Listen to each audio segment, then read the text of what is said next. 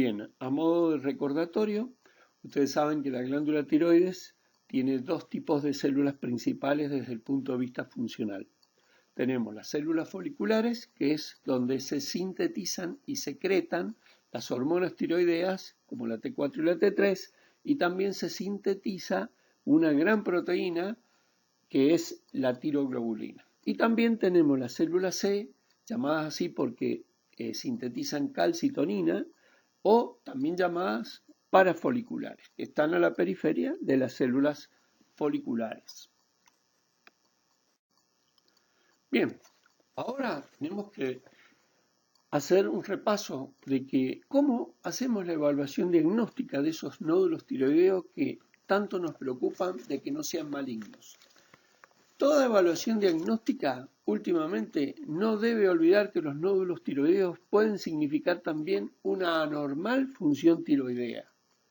Y una anormal función tiroidea hecha a mano fundamentalmente de la evaluación de la TSH.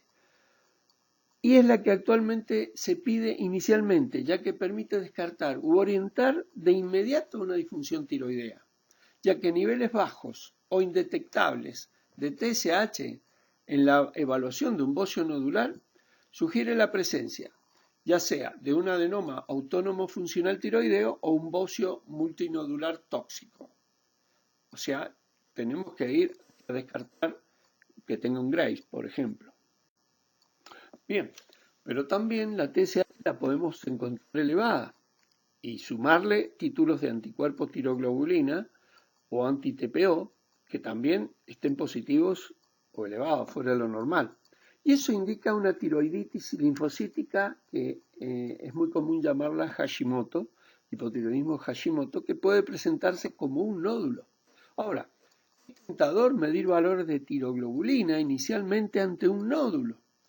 ¿Por qué? Porque uno, ante la sospecha de un cáncer, seguramente va a estar elevado, pero no es útil el diagnóstico, ya que puede aumentar también por otras alteraciones tiroideas benignas, como el hipotiroidismo, como dijimos, o también por el déficit de yodo puede aumentar la tiroglobulina. También se nos plantea la posibilidad de poder utilizar la evaluación de la calcitonina plasmática o incluso en líquido de lavado de punción por PAF en nódulos de ganglios laterales cuando se está sospechando un cáncer medular de tiroides. ¿Por qué? Porque es un excelente marcador en la confirmación diagnóstica preoperatoria del cáncer medular de tiroides. Puede ser basal o estimulada, con pentagastrina o con gluconato de calcio. Pero habitualmente la calcitonina no es utilizada sistemáticamente para evaluar todos los nódulos de tiroides, aunque los franceses la han usado en distintas oportunidades prácticamente en todos los nódulos, que es una manera rápida de descartar un medular y siguen directamente, a pesar de que es una frecuencia mucho menor, pero siguen directamente trabajando en la parte de investigación del cáncer diferenciado, cuando la calcitonina da baja. Pero actualmente se está pidiendo, sí, en el diagnóstico prequirúrgico de un cáncer medular tiroideo confirmado, ya que permite variar y adecuar los esquemas de la cirugía.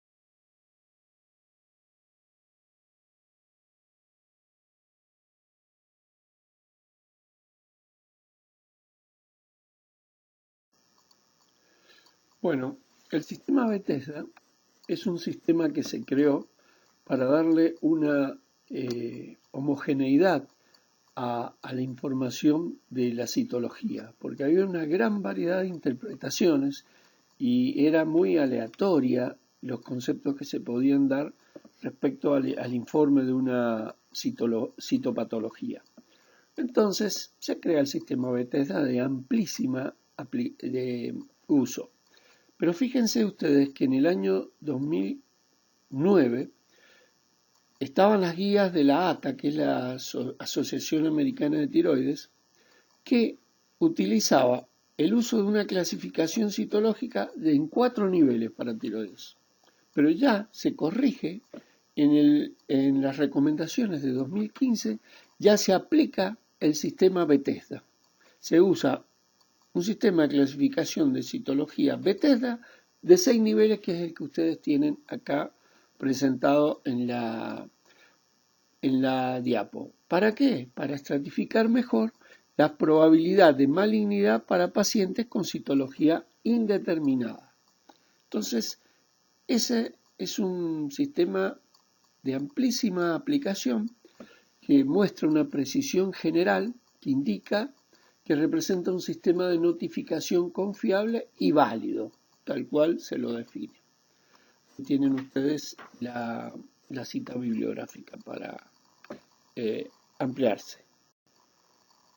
Bueno, también, aunque no lo vayamos a desarrollar plenamente, también es importante resaltar que cada vez se utiliza en mayor medida, sobre todo para citologías indeterminadas, clasificadas como indeterminadas, el diagnóstico genético molecular en la citología tiroidea, o sea, en la PAF. Eso se hace ahí. Y se le hace la biología molecular. Y tener en cuenta solamente que las más frecuentes de las alteraciones genéticas son las que más señalan una alteración en el carcinoma papilar y en el folicular, es el BRAF, B600 y el reordenamiento RED-PTC.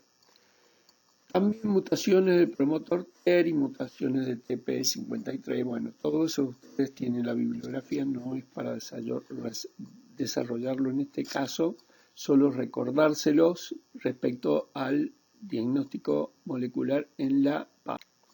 Bueno, concluimos que el cáncer de tiroides es la neoplasia endocrina más común.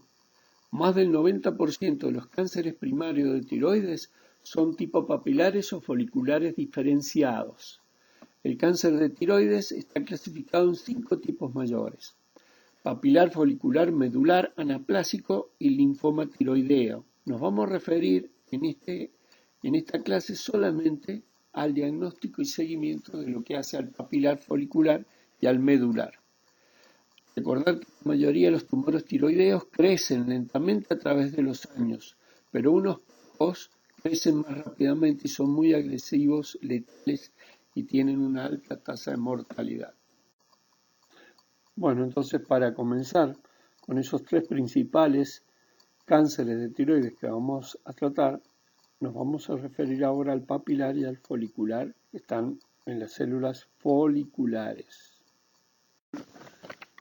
La incidencia de cánceres de tiroides diferenciados ha aumentado en los últimos 30 años principalmente debido a un sobrediagnóstico por la cantidad de aparatología aplicada y metodologías en uso para ese diagnóstico. Por lo tanto, es crucial adaptar los enfoques diagnósticos y terapéuticos para evitar, por supuesto, el sobretratamiento que expone a los pacientes a veces a riesgos innecesarios. En consecuencia, las guías internacionales prestan mucha atención a este tema y se actualizan periódicamente. Recordar que la ecografía y la citología son las que guían el manejo de los nódulos tiroideos y que algunos microcarcinomas, estamos hablando de micro, ahora pueden seguirse solamente con lo que se llama un seguimiento activo sin cirugía inmediata. Esa vigilancia activa que se llama, se concentra en pacientes con citología maligna de la PAF y establece que la cirugía se recomienda generalmente para estos pacientes. Estos son de las guías del 2015, de 2016.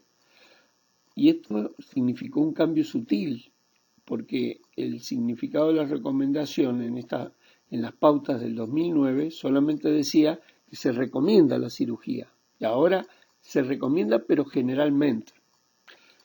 Son detalles sutiles, como dijimos. Ahora bien, esas pautas discuten lo que se denomina la vigilancia activa potencial. Esa vigilancia activa potencial está aplicada a pacientes que cumplen con determinados estándares que las hacen realmente replantearse la cirugía de inmediato. Esos son pacientes que tienen tumores pero muy pequeños y de muy bajo riesgo. Entonces prefieren una vigilancia activa de ese nódulo. También ese tumor. Y también está para aquellos pacientes pero que tienen un alto riesgo quirúrgico y se los sigue con una vigilancia activa. Pacientes con una esperanza de vida corta y pacientes con problemas médicos o quirúrgicos que luego deben abordarse, por supuesto, antes de la cirugía. La vigilancia activa de pacientes con citología maligna a partir de nódulos que miden menos de 10 milímetros sigue siendo controvertida. Y las indicaciones para la disección central del cuello siguen siendo controvertidas también. Razonemos que avances tecnológicos han permitido minimizar las complicaciones específicas de la tiroides en la cirugía e incluso facilitar la cirugía sin cicatrices. Recordar que más del 90% de los cánceres primarios de tiroides son tipo papilares o foliculares diferenciados. El tratamiento del carcinoma diferenciado de tiroides consiste en una tiroidectomía total y terapia de ablación con yodo radioactivo, siguiéndole, ¿no? Y luego hay que hacer una terapia de reemplazo con levotiroxina, ya que el paciente se ha quedado sin glándula tiroides. Ahora, la tiroidectomía total reduce el riesgo de recurrencia y facilita la ablación con el yodo 131 de los restos tiroideos. Y el objetivo de la ablación con yodos radioactivos es destruir cualquier residuo normal o neoplásico de tejido tiroideo. Pero recordar que si el nódulo es benigno, en la citología no se requieren más estudios de diagnóstico o tratamientos inmediatos. Esto está respaldado por muchos estudios que demuestran que el riesgo de malignidad es bastante bajo en un nódulo tiroideo con citología benigna. Y el objetivo de la terapia supresora de TSH con T4 es disminuir los niveles séricos de TSH. Si es posible, en muchos de los casos, hasta inhibir el valor de la TSH, a fin de reducir el crecimiento y la progresión del cáncer de tiroides, estimulado por niveles de TSH que sean suficientes. Y también detectar enfermedades persistentes o recurrentes mediante el uso combinado de ecografía de cuello y también se utiliza, pero después de un estímulo de la TSH, el centellograma de cuerpo completo con yodo 131. Siempre, ya sea con la TSH inhibida o con el TSH estimulante, se utiliza la tiroglobulina medida en suero. Ese es el patrón de seguimiento en la cirugía realizada. Dentro de lo que es el carcinoma tiroideo papilar, dentro de los diferenciados, representa el 80% de todos los cánceres tiroideos, por supuesto es el más frecuente, y el estado de desarrollo, digamos, del cáncer depende de la edad del paciente al momento del diagnóstico inicial, del tamaño de la lesión primaria y si existe invasión local y grado de metástasis. El tumor tiende a invadir linfáticos y metastiza los ganglios linfáticos y los pulmones. Muchos de los cánceres papilares tiroideos contienen uno o dos oncogenes activados. Por ejemplo, la mutación del BRAF B600E y el rearreglo RET-PTC1.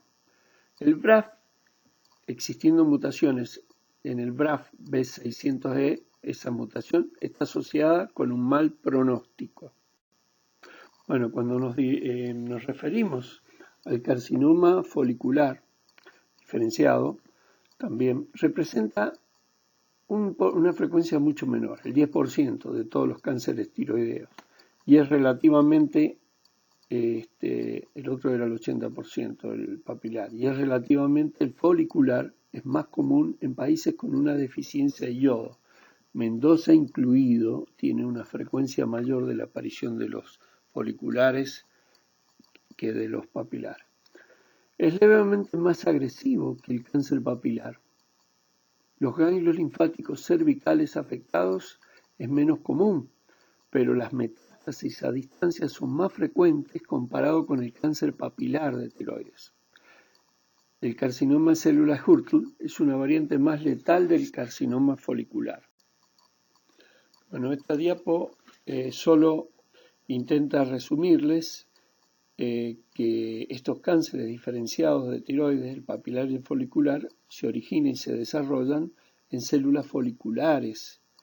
Estas células foliculares, recuerden, son las que sintetizan y almacenan la T3 y la T4, y también existe una gran proteína que se llama tiroglobulina. Fíjense que yo estoy tachando la T3 y T4 porque pierden vigencia dentro de lo que es el cáncer, pero nunca la tiroglobulina, que la he resaltado especialmente porque tiene una gran importancia en el seguimiento de estos cánceres. Bueno, una vez realizado el diagnóstico de cáncer de tiroides, papilar, folicular, el único tratamiento que se realiza es la cirugía.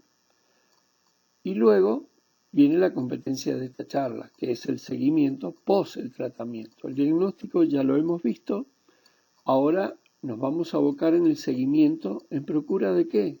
De ubicar o tejido remanente con recurrencias o las probables metástasis de los cánceres.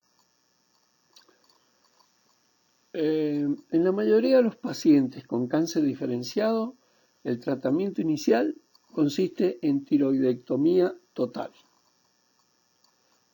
Pero existe luego lo que se denomina la terapia de ablación posoperatoria con yodo radioactivo, yodo 131. Pero esta se indica solamente a todos los pacientes de alto riesgo.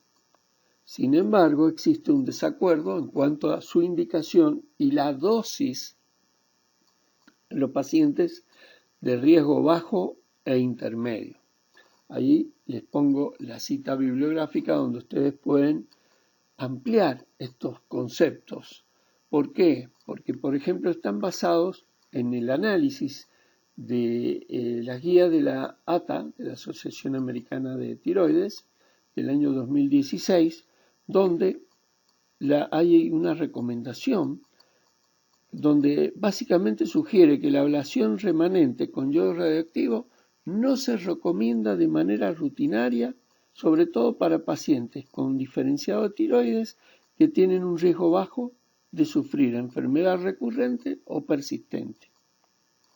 Pero sí se debe considerar el uso del radioyodo después de la tiroidectomía en pacientes con diferenciado tiroides que tienen un riesgo intermedio de enfermedad recurrente. O sea, debe considerarse. Y donde la terapia con yodo se recomienda rutinariamente es para pacientes con cáncer diferenciado que tienen un alto riesgo de desarrollar la enfermedad recurrente.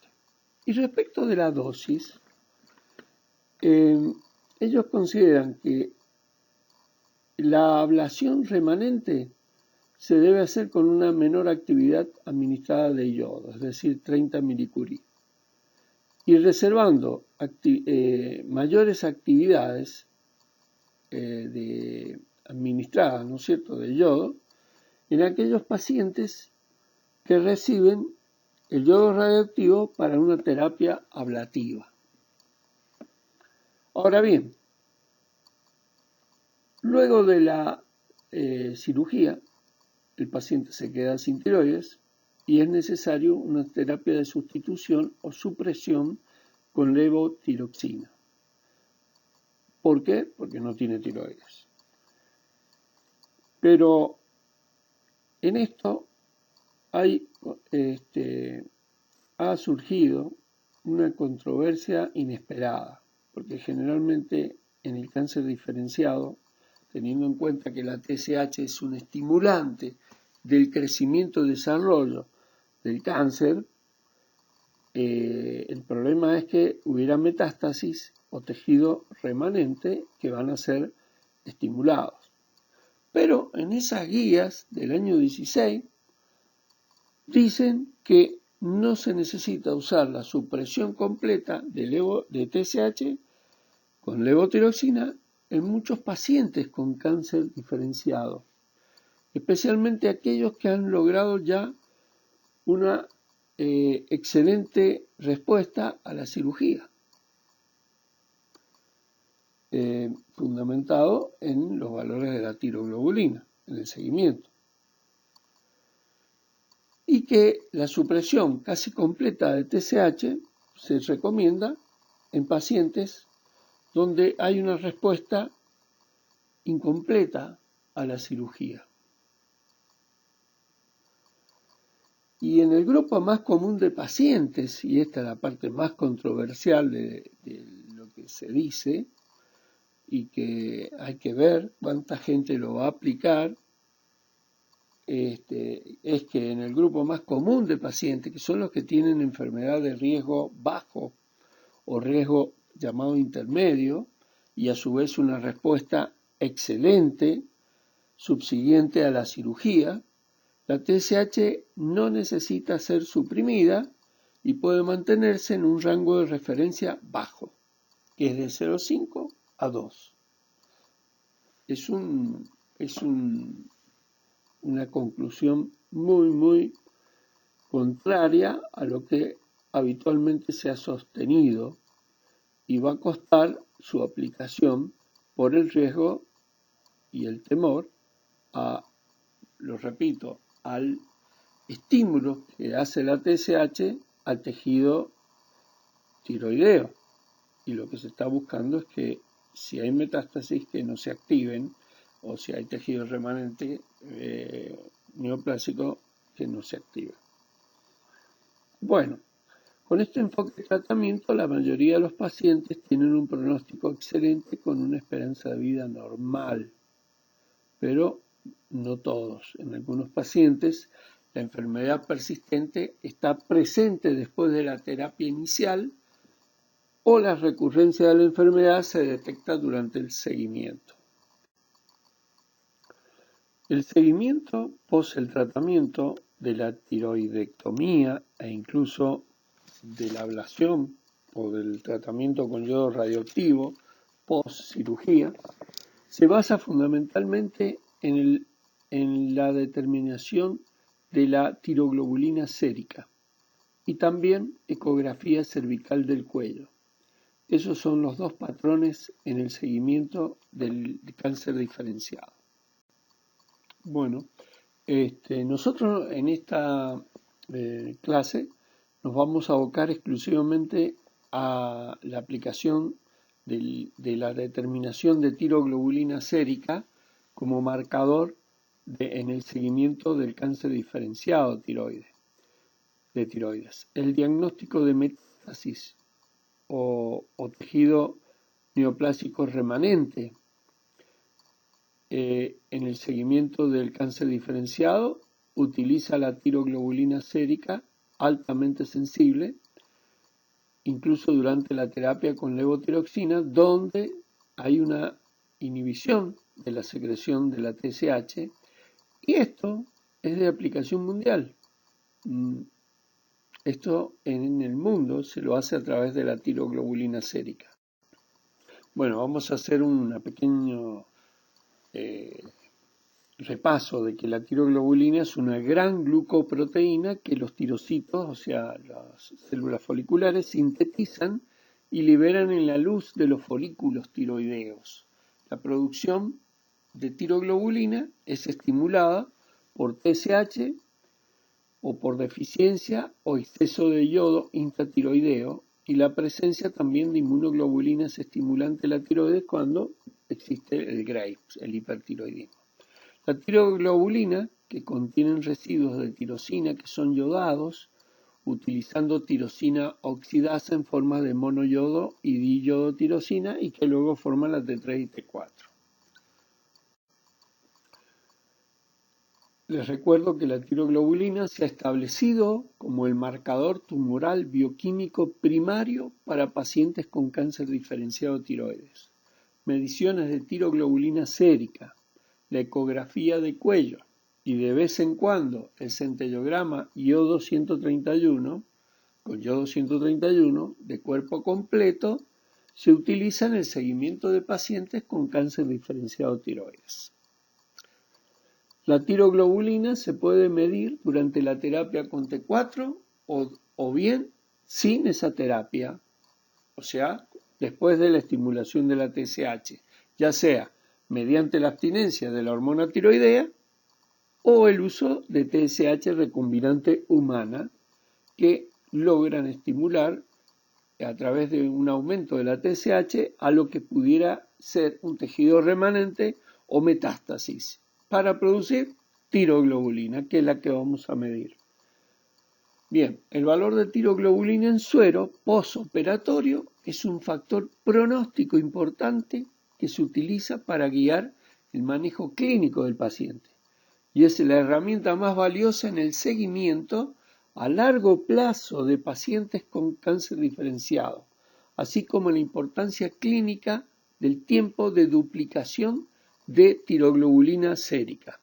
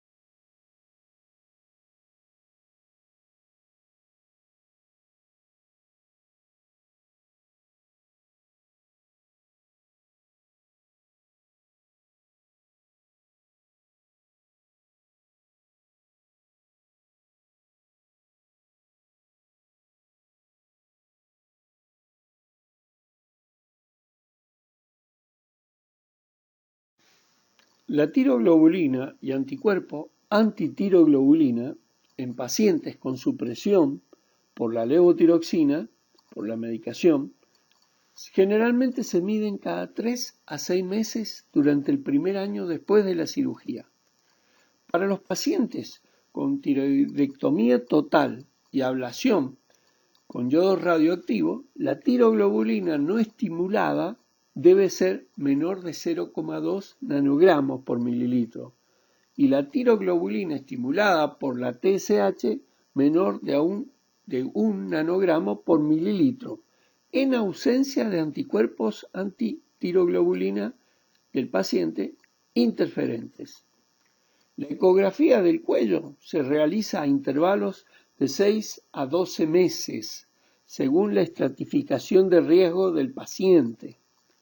Los ganglios linfáticos cervicales son el sitio más común de recurrencia en pacientes con carcinoma papilar y pacientes de alto riesgo, independientemente de la respuesta al tratamiento, y todos los pacientes con respuesta bioquímica alterada deben mantener el seguimiento con tiroglobulina cada 6 a 12 meses durante varios años. El monitoreo a largo plazo de pacientes con cáncer diferenciado se guía por la respuesta del paciente a la terapia durante el primer año de seguimiento. La detección de la posible enfermedad persistente o recurrente durante el primer año después de la cirugía se obtiene con ecografía del cuello y medición de tiroglobulina, así como los niveles de TSH en suero. La gammagrafía diagnóstica de cuerpo entero con yodo 131 tiene un papel en el seguimiento de estos pacientes con riesgo alto o intermedio de enfermedad, pero no en el seguimiento de pacientes de bajo riesgo. La tiroglobulina estimulada por TSH, ya sea por una TSH endógena, la TSH del paciente por liberación de la terapia con levotiroxina, o bien una TSH alta obtenida por una TSH recombinante humana. Bueno, esa tiroglobulina estimulada es más sensible para la detección del cáncer diferenciado residual o metastásico que una determinación de tiroglobulina basal realizada bajo el tratamiento supresivo con levotiroxina. Por eso se hace una vez al año con estímulo con TSH. Ahora, en pacientes con cáncer diferenciado tiroides, con respuesta indeterminada, los valores crecientes de tiroglobulina no estimulada, independiente del valor del nivel que tenga esa tiroglobulina basal, pueden ser útiles para identificar pacientes con enfermedad progresiva. Es decir, son pacientes que va creciendo la tiroglobulina, que no está sujeta al estímulo con la TSH y va aumentando, y eso permite identificar, sin tener en cuenta desde qué valor estamos hablando. Puede ser una tiroglobulina que de 10 sigue aumentando, o puede ser una tiroglobulina que de 60 sigue aumentando, por supuesto. Son valores muy característicos ya de que hay enfermedad, pero lo que sí se está marcando es la enfermedad progresiva, y estos resultados serían útiles para evitar la estimulación innecesaria con TSH. Los inmunoensayos aplicados a determinar los valores de tiroglobulina pueden ser inadecuadamente bajos o indetectables en presencia de autoanticuerpos antitiroglobulina que tiene el paciente. Los resultados indetectables de tiroglobulina sérica no se pueden utilizar como indicadores de ausencia de tumor en un paciente anticuerpo antitiro positivo, porque está interfiriendo. Entonces, eso es crítico. El valor de la tiroglobulina, del anticuerpo antitiroglobulina, que sea negativo. Un valor detectable de tiroglobulina en presencia de anticuerpos antitiroglobulina, sin duda que indica la presencia de tiroglobulina. Pero lo que sí es que las concentraciones hay que tenerlas en cuenta, que pueden ser subestimadas por la interferencia del anticuerpo antitiroglobulina. El problema está generalmente en valores de la tiroglobulina, en valores de detección mínima. Ahí es donde el anticuerpo juega un rol decisivo para la consideración de los valores de la tiroglobulina. Y ya para finalizar esta temática del seguimiento en el cáncer diferenciado tiroides, y de acuerdo a todo lo que hemos estado desarrollando, existen 4 patrones en el seguimiento que son claves para pedirle al paciente en su evaluación.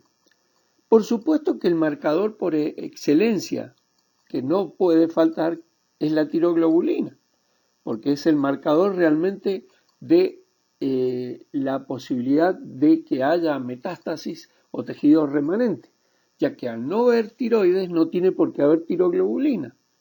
No existe un tejido que la produzca. Entonces, la tiroglobulina sí o sí tiene que estar pedida.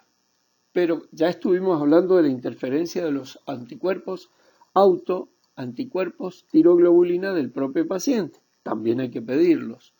¿Para qué? Para tomar en cuenta, de acuerdo al valor de la tiroglobulina, cuánto es de crédito que tiene ese valor de la tiroglobulina.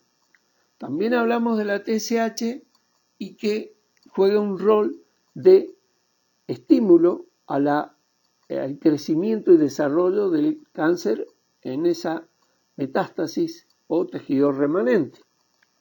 Razón por la cual la mayoría de los tratamientos consisten en buscar una TSH inhibida o de valores no detectables. O bien, de acuerdo a lo que se pretenda, de acuerdo a la última modificación de las guías de la ATA del año 2016, quizás también se puede buscar un valor bajo solamente de la TSH porque sean de bajo riesgo el cáncer diferenciado luego de la cirugía. Pero hay un cuarto elemento que sí hay que tenerlo en cuenta, que es la valoración de la T4, porque son pacientes que están suplementados con T4, pero lo que no sabemos es en qué grado los estamos suplementando. Si estamos dando una medicación exacta, razonada, de acuerdo al peso del paciente, y que está guiada por el valor de la TSH que estamos ubicando, pero cuando la TSH esté inhibida, nosotros podemos haber logrado esa inhibición con valores justos para inhibirle la TSH al paciente, pero también podríamos haber evaluado la posibilidad, debemos evaluar la posibilidad de que la TSH esté inhibida por una dosis tremendamente alta de la T4. Entonces tenemos un paciente con TSH inhibida, pero con un hipertiroidismo tremendo provocado por una medicación que no ha sido evaluada. Veremos ahora lo relativo a cáncer medular de tiroides.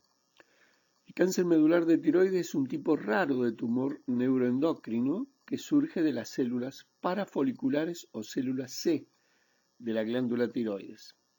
Representa del 3 al 5% de los casos de cáncer de tiroides. Cerca del 25% de los casos son familiares y el 75% se consideran esporádicos. Los casos familiares están asociados con una mutación del proto-oncogen RET en la línea germinal y el 43 al 65% de los casos esporádicos albergan un evento somático en el gen directamente en las células en la glándula.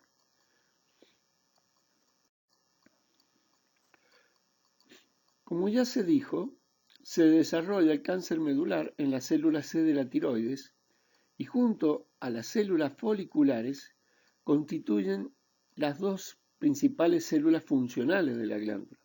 Estas células C sintetizan una gran cantidad de péptidos y hormonas, entre las cuales resulta de principal interés la calcitonina, cuya función hipocalcemiante se aprovecha para utilizar su medición en el seguimiento post-tratamiento del cáncer medular de tiroides. Estas células C están adyacentes al epitelio folicular del folículo tiroideo. El cáncer medular de tiroides se presenta bajo dos formas: no familiar o esporádica y familiar o hereditaria. La presentación clínica más común del cáncer medular de tiroides es un nódulo tiroideo solitario en el cáncer medular esporádico y en el paciente índice del cáncer medular hereditario. Y las investigaciones generalmente incluyen determinaciones bioquímicas, más específicamente la medición de calcitonina y el antígeno carcino embrionario, que es el CEA, agregado a una ecografía y a una aspiración con aguja fina PAF. Ahora, las células tumorales del cáncer medular de tiroides se tiñen para calcitonina, cromogranina A y para CEA. El diagnóstico puede perderse cuando los medulares tienen una arquitectura folicular o un patrón pseudopapilar y pueden clasificarse erróneamente como lesiones derivadas de células foliculares. Eso hay que tenerlo muy en cuenta cuando viene ese diagnóstico citológico. Bueno, la calcitonina y el CEA son secretados por las células C de la tiroides y sirven como marcadores tumorales en el cáncer medular de tiroides. Cerca del 25% de los casos son familiares y el 75% se consideran esporádicos. Los casos familiares o hereditarios son causados por una mutación en el proto-oncogen RET de la línea germinal. Los casos esporádicos de cáncer medular albergan una mutación somática del RET en un significativo 43% a un 65% de los casos. Y las mutaciones somáticas en el RAS también están presentes en 20% a 25% de los casos esporádicos. Ahora bien, nos preguntamos, ¿qué son las mutaciones en las células somáticas? Y diremos que solamente contienen la mutación las células derivadas de la primera que sufrió la modificación de su material genético. Y generalmente se ubican estas mutaciones únicamente en la glándula afectada. Y lo importante es que no hay transmisión genética de la mutación del individuo a su descendencia. Y ahora bien, ¿y qué son las mutaciones en las células germinales? Diremos que si la mutación ocurre en una célula germinal, entonces la mutación se encontrará en la gameta final ovocito o espermatozoide. Y recordar que si es dominante o recesiva pero ligada al X, el individuo es enfermo. Y si la patología es recesiva, el individuo es portador. Diremos como conclusión que las mutaciones somáticas no son transmitidas a la progenie, pero las mutaciones germinales, es decir, ubicadas en toda célula nucleada del organismo, pueden ser transmitidas a algunos o a toda la progenie. Mutaciones de la línea germinal RET dan lugar a neoplasias endocrinas múltiples, que son autosómicas dominante, denominadas MEN2 A, MEN2 B y síndrome de cáncer medular de tiroides aislado pero familiar, que es el que está en primer lugar en el cuadro. El cáncer medular de tiroides se desarrolla en el 99% de los casos en que hay mutaciones del RET y generalmente es la primer neoplasia en aparecer. El feocromocitoma aparece en el 50% de los casos, aún dentro de la misma familia afectada, y el hiperparatiroidismo lo hace con una frecuencia del 20%. Es importante destacar que el MEN2B es la forma más agresiva y la neoplasia MEN2B se caracteriza por el desarrollo temprano de carcinoma medular de tiroides agresivo y también de estigmas físicos visibles y síntomas asociados. Y hay síntomas premonitorios y estigmas que permiten un diagnóstico temprano antes de que se desarrolle un cáncer medular inoperable. En niños con MEN2B, los síntomas orales, dentales, musculoesqueléticos y gastrointestinales son los más comunes. Si los niños son diagnosticados a través de estos síntomas y estigmas asociados, la parte operativa mejora. Como dijimos, el MEN2B es la forma más agresiva.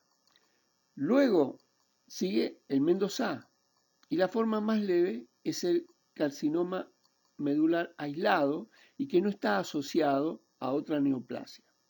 Es bastante frecuente que en el MEN2B se produzca el síndrome por mutaciones de novo respecto a las otras formas. Eso es importante recordarlo porque a veces uno en la anamnesis familiar no encuentra antecedentes. Existe una correlación directa entre genotipo y fenotipo de las mutaciones RET y la extensión y agresividad del medular y las otras características de los síndromes de MEN2 que incluyen feocromocitomas para ganglioma, hiperparatiroidismo, amiloidosis cutáneos de líquen y enfermedad Hirschsprung con mutación inactivante en el RET.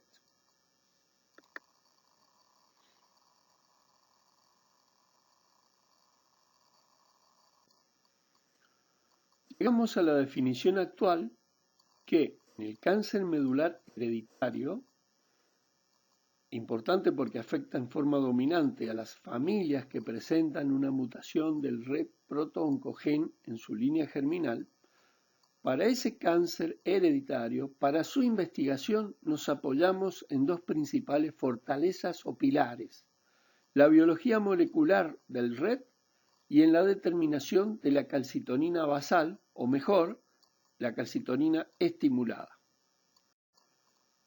Aunque la mayoría de las predisposiciones hereditarias conocidas de la neoplasia son causadas por mutaciones de pérdida de función en genes supresores de tumores, las mutaciones RET representan mutaciones de ganancia de función. Y eso da origen al MEN2A, al MEN2B, las mutaciones activantes, y el cáncer medular de tiroides aislado, y las mutaciones inactivantes a la enfermedad Hirschsprung principalmente.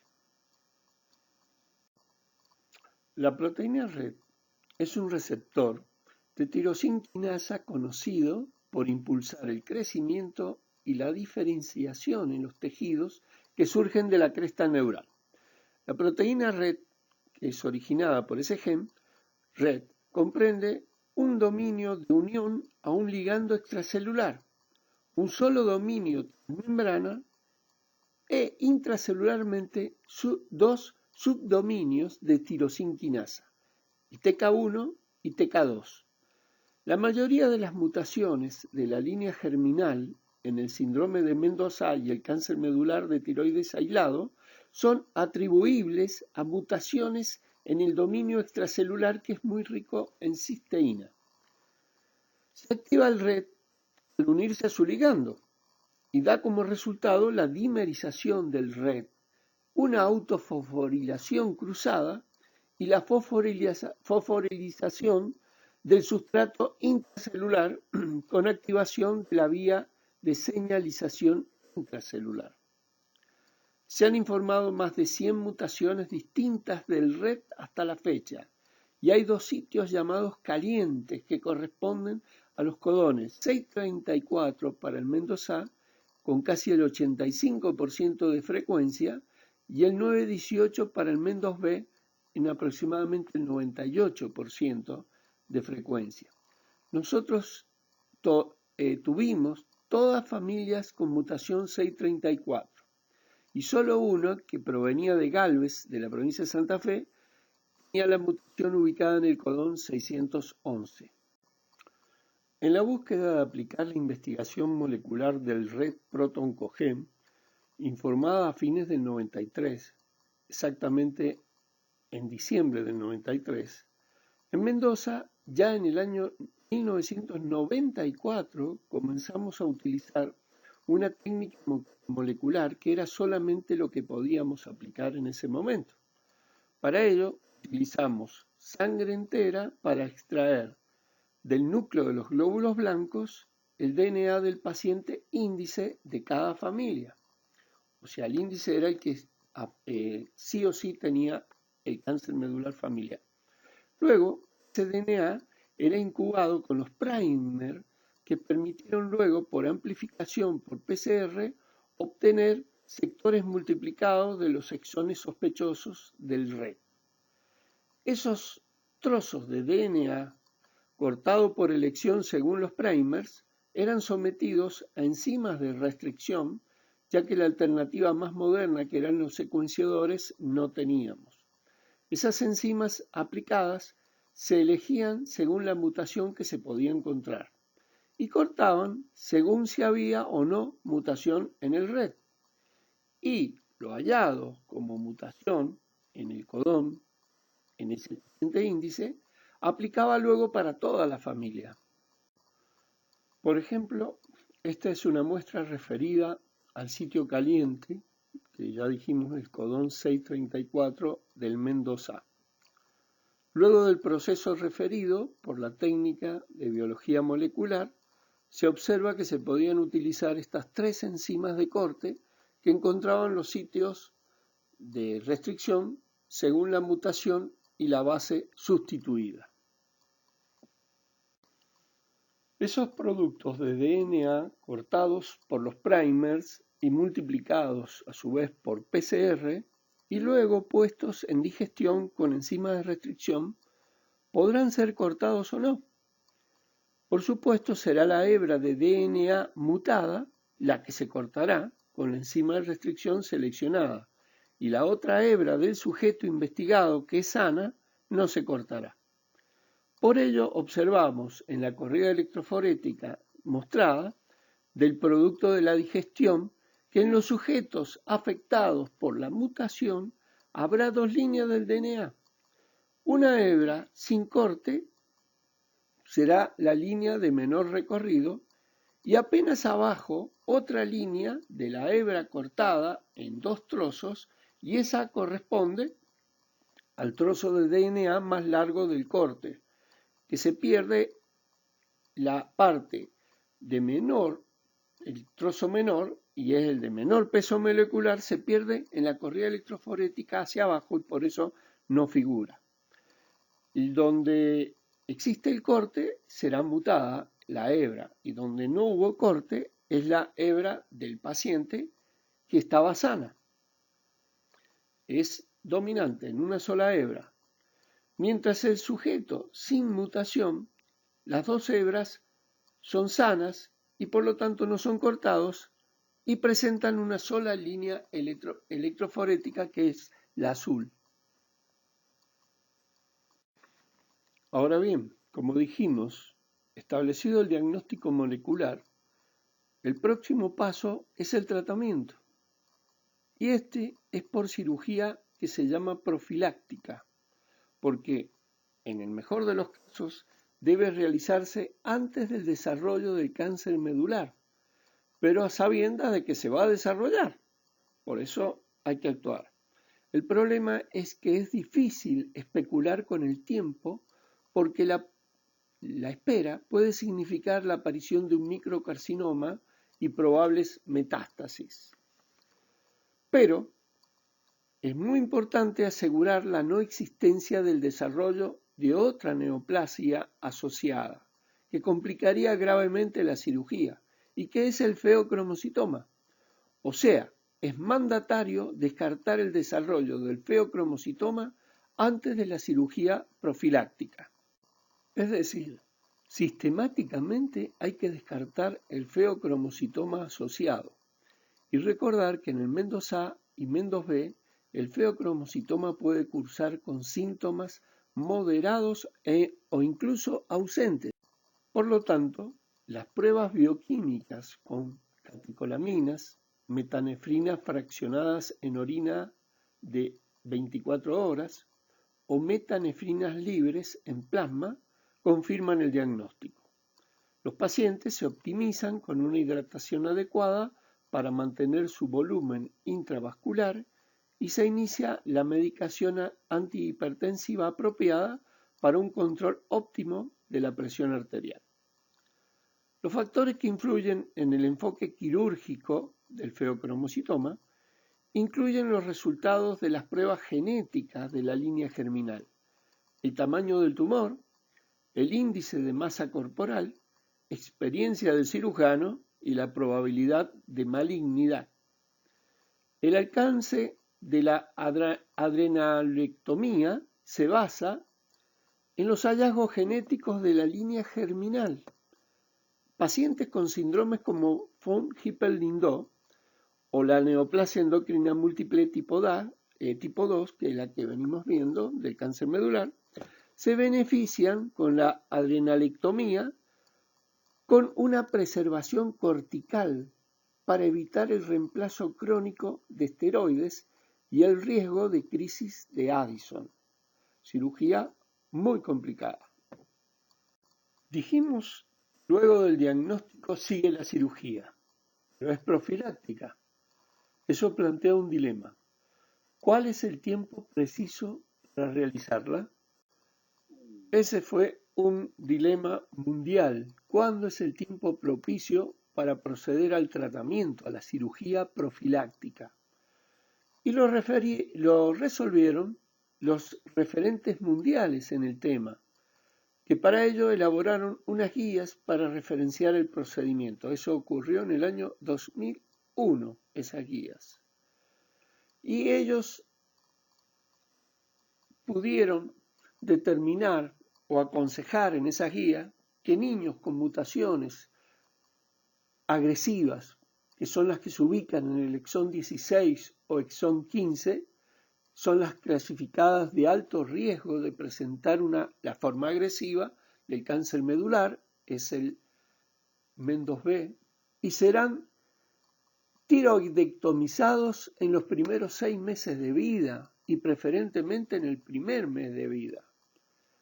No obstante, las mutaciones que se encuentran, que son de agresividad media, que se encuentran en exones 10 y 11, pueden atrasar el tratamiento hasta los 5 años de edad. Y si la mutación se encontrara en el codón 609 o los exones 13, 14 o 15, que son de agresividad leve, cursará con una forma muy leve del cáncer medular y la edad del paciente puede retrasar su cirugía hasta los 10 años. Bueno, luego del tratamiento profiláctico basado en el diagnóstico molecular, como hemos estado viendo para el cáncer medular hereditario, bueno, comienza lo que es necesario, que es el seguimiento. Y ahora la aplicación de la calcitonina es primordial, ya que la calcitonina es el biomarcador sensible y específico para el diagnóstico de la hiperplasia de célula C y o del cáncer medular de tiroides ya desarrollado. Ya sea que la calcitonina la apliquemos con determinaciones basales o estimulada con sus dos secretagogos específicos, y que son la pentagastrina, dificilísimo de conseguir, y el gluconato de calcio, aprovechando la función hipocalcemiante de la calcitonina. Nosotros lo que conseguimos fácilmente es el gluconato de calcio, pero ya la pentagastrina, para hacer una prueba combinada, no se consigue.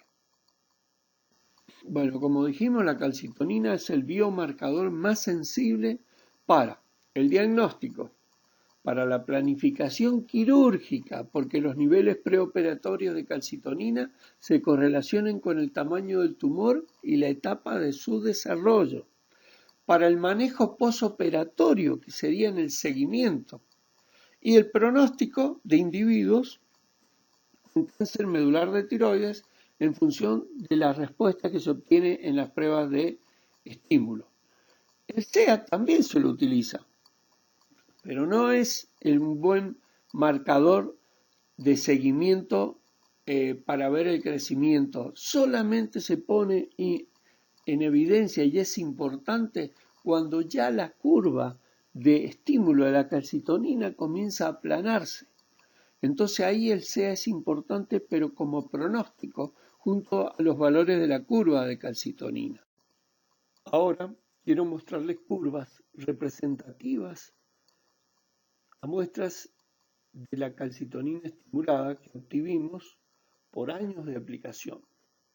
O sea, no son todas las pruebas que hemos realizado, son una muestra representativa que marcan el uso la utilidad. Por ejemplo, acá tenemos un chico de 12 años cuya calcitonina basal era normal, pero cuando le hacemos la prueba de estimulación con los secretagogos combinados, la respuesta nos dio patológica. ¿Por qué? Porque el umbral a superar es de 200 picogramos por mililitro y este chico en la primera prueba llegó a 580 de picogramos por mililitro de calcitonina. Luego, la segunda, a los 6 meses, levantó a casi 800 picogramos por mililitro, o sea, suficiente demostración diagnóstica de la existencia de un cáncer medular hereditario desarrollado. En esta otra muestra de curva, estamos observando un chico de 23 años que ya venía con el nódulo palpable. Por lo tanto, su calcitonina basal ya era elevada. O sea que estábamos haciendo el diagnóstico si hubiéramos hecho solamente la calcitonina. Pero no lo sabíamos. Era la primera vez que este paciente se sometía a la prueba de estímulo, como toda su familia. Entonces, esa prueba respondió con una hipersecreción de calcitonina que superaba la curva del valor máximo que se podía obtener. La superaba ampliamente. O sea que estábamos haciendo el diagnóstico a través de la calcitonina basal. Bueno, esta es para que ustedes vean en una paciente en seguimiento que tenía el cáncer desarrollado, posoperatorio. Esta paciente hizo su cirugía en San Juan hacía tiempo. Nosotros comenzamos a toda su familia a hacerle el seguimiento y como no teníamos biología molecular en ese tiempo, era antes del 94, le hacíamos la prueba de calcitonina al resto de los miembros de esa familia sanjuanina. Y esta paciente, que era la paciente índice, estaba descontrolada, razón por la cual tenía curvas absolutamente hipersecretantes de calcitonina. Por supuesto, a esa paciente se ajustaba realizarle estudios del SEA. Y fíjense ustedes que el SEA, al principio, cuando la calcitonina basal de la paciente no era desenfrenada, el SEA era normal. Luego, cuando la calcitonina comenzó a aumentar, también el SEA comenzó a aumentar. Y luego, ya cuando la prueba de calcitonina entró en una etapa de un plató que se mantuvo arriba de 30.000 picogramos por mililitro, que lo obteníamos haciendo diluciones de la muestra porque sabíamos que iba a dar altísimo. Bueno, ahí el SEA adquiría un valor fundamental porque veíamos una curva bien definida del SEA y lo que nos permitía hablar del SEA como factor pronóstico de esa paciente. Mientras más desenfrenado estuviera el SEA, el pronóstico empeoraba. Bueno, acá tenemos el caso de 2 niños de 5 años a los cuales no se le estaba haciendo la prueba de estímulo por la edad, porque es una prueba un poco cruenta, un poco de cuidarse, porque se le inyecta al paciente en 1 minuto gluconato de calcio de acuerdo al peso y la pentagastrina en bolo en 5 segundos. Y eso provoca, toda la prueba dura 10 minutos. Y eso provoca en el paciente un estado de malestar bastante importante y el calcio tiene que ser administrado perfectamente calculado de acuerdo al peso del paciente. Entonces, a los 5 años eran 2 chicas de 5 años que formaban parte de 2 familias distintas afectadas por el cáncer medular hereditario MEN2A. Bien, esas chicas, la biología molecular, hasta ahí hacíamos nada más que la prueba de estímulo y siempre los valores basales le daban normales a los chiquitos, a estos chicos. Pero resultó que la biología molecular, cuando la logramos realizar en el año 94, y 95 hicimos el raconto de todas las familias que teníamos hasta ese momento, a todos los pacientes integrantes. Y de ahí saltaron que justamente estas dos niñitas de 5 años, a las que no le hacíamos la prueba de estímulo, tenían biología molecular positiva para la mutación del red protoncogen en el codón 634, como vimos recién. Conclusión: los padres mucho no quisieron hacerle la operación. Estábamos en los inicios de lo que se estaba a nivel mundial tratando de dilucidar qué hacer una vez que la biología molecular era positiva. O se operaba inmediatamente en forma preventiva o se esperaba un tiempo haciéndole controles con la calcitonina, y se llegó a la conclusión que no, que había que operar directamente. Pero los padres no lo aceptaron, razón por la cual estábamos en la disyuntiva qué hacer con esos dos chicos de 5 años que ya la biología molecular le había dado positiva y que teóricamente por las guías internacionales había que operarlos.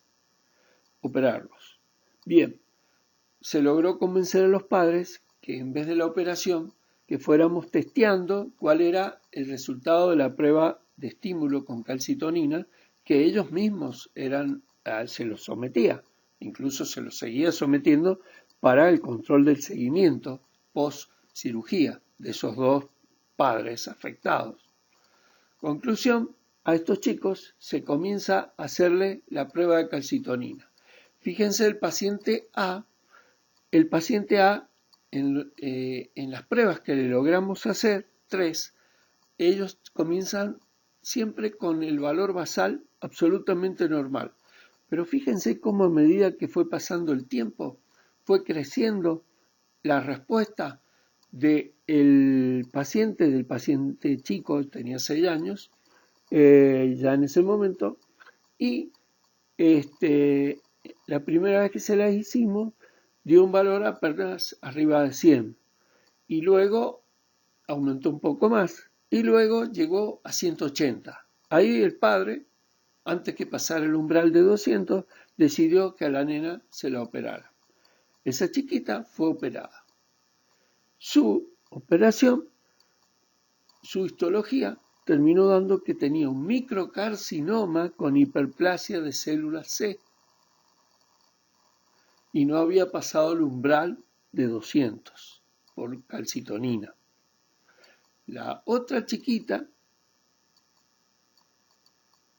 resultó de que su primera prueba dio dentro de los valores normales, pero al segundo año que vino ya superó los 200, y la madre, que había sido la enferma, dijo: no, si a mí me operaron a los 40 años, ahí perdí la tiroides, me parece muy pronto que a mi hija a los 6 años le saquen la tiroides. Bueno, dijimos, repitamos, pero en 6 meses. A los 6 meses volvimos a repetir y resultó que la prueba llegó a 680 picogramos por mililitro. 200 era el umbral. Ahí la madre, los padres en realidad, decidieron aceptar la cirugía para el cáncer medular de esa niñita. Ambas dos pacientes muestran un seguimiento luego de la prueba de calcitonina absolutamente plana, luego de que fueron afectados por la cirugía. Ese paciente que tardó en decidir la cirugía solo presentó hiperplasia de células C. Sin embargo, tenía una respuesta absolutamente mayor que el primer paciente que fue operado. Eso significa que cada individuo en particular responde con niveles propios y distintos al estadio del cáncer medular de tiroides. Y otra cosa, los valores de calcitonina siguen un aumento con el desarrollo del cáncer medular de tiroides, sin duda. ¿Por qué? Porque nosotros lo fuimos verificando que iban aumentando. Esta diapo es solamente para mostrarles que aquellos pacientes que fueron tratados por la cirugía acá en Mendoza, luego Luego, en los seguimientos nos daban curvas absolutamente planas. Esto habla de que dos cosas. Primero, que el paciente no tenía ni recidivas ni metástasis, y también de lo exitoso de las operaciones. Cuando hablamos del cáncer medular, pero el esporádico, no el hereditario, también va a tener una fase de diagnóstico, tratamiento y seguimiento. Ahora, ¿el diagnóstico será molecular? Imposible.